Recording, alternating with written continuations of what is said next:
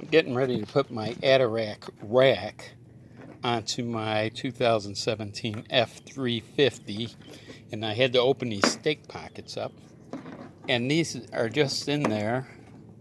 I just popped them out with a little screwdriver right in the center, and all four of them popped out very nice and easy, and that's all they are. Okay, so I'll save those for later in case I ever want to put them back on. I was very reluctant to purchase these because of these pieces here that drop into the stake pockets. And they're not deburred. They have a sharp edge on them. They need to throw these in a tumbler and get rid of that sharp edge. So these need to be deburred. And I don't think this is a very good design where I have to put a string through here and hold it with a string. They need to come up with a better way to do that. I think what I'm going to do with these here, eventually, not right away.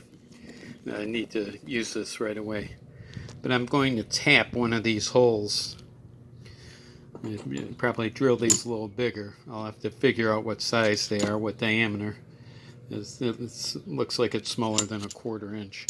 But I'm going to tap one, and then I'll put a big screw in it, or a stud, and I could hold these and put them in with this stud, and then I don't need that stupid string. And then I could take these in and out whenever I want. I don't have to leave that string hanging on there. This is, it's a poor design. One of the reasons why I didn't want to buy this, because I don't want to leave it on there all the time. But it goes with my tonneau cover, so I guess it was the best game in town. Well, if I look at the three of these stacked together, they come out to 550 thousandths. The hole going through it measures about 205 thousandths, which is the tap drill size for a 1/4 20 thread. So what I'll probably do is open these up a 64th bigger than a 1/4 inch, and then I will tap this piece to a 1/4 20. I'll just tap one hole. Don't need to tap both of them. Just tap one hole, and then I got a 4 to 7 inch stud that I could put in there, and I could wiggle this in, and I could put it in there, and I get rid of this string. This is crazy. That's just a poor design, poor process. What I'm also going to do is I'm going to take these in. I'm fortunate enough to have my own machine shop, so I'm going to take these and I will make one 550 thousandth stick. I'll make one 550 thousandth stick. I'll put one hole in it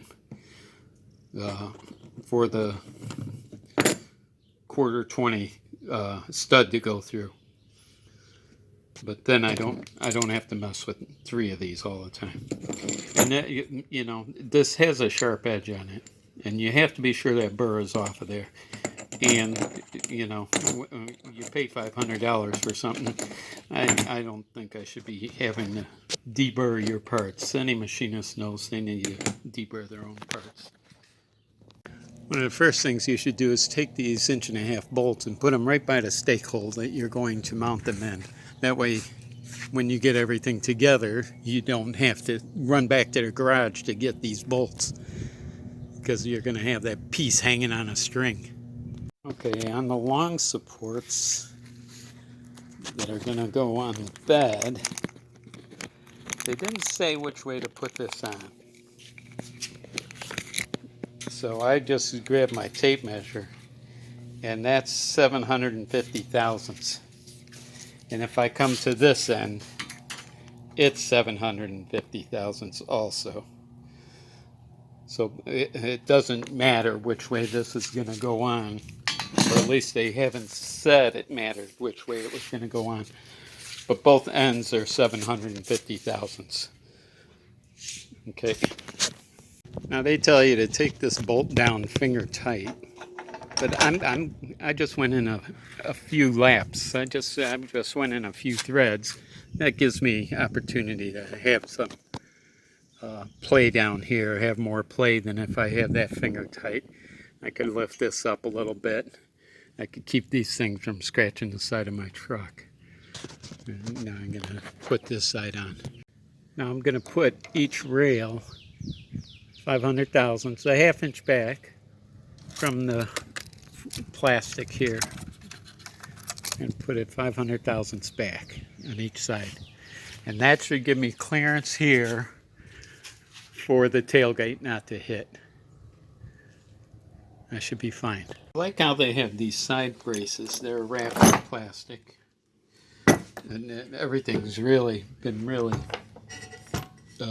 wound up nice. But here again, you know, this is a sharp edge here. You're going to cut yourself. If you're not careful, you're going to cut yourself. Okay, this never should have got out like that. They need to hire a burr bench, or they can't send this out with that sharp edge. That is a sharp edge on there. Oh, I have it all done. It's all put on. When you are putting these together, they tell you to put it together on the ground, measure the distance from rail to rail, and you have to do it that way. I tried to cheat it and do it a different way. I had to take it off and do it the way they told me to do it. Otherwise, you'll get a bow in the bar. Okay, so my bar, it was bowed before, but now it's straight. What I am missing, there's these end caps here. There's these end caps that go on here. That one fits on that side. They sent me 4 of the same. There should be 2 rights and 2 lefts. There's no way this goes on here. Okay? The instructions say 4 pieces, but there should be 2 rights and 2 lefts. So I'm a little disappointed there. Otherwise, everything else went together pretty good. It looks like a pretty solid setup. We'll see. I just want to be sure that I have clearance for my canoe, that it doesn't rub on the top of the cab. So until I put that on, I don't know. But if it doesn't, I guess I'll sell my canoe.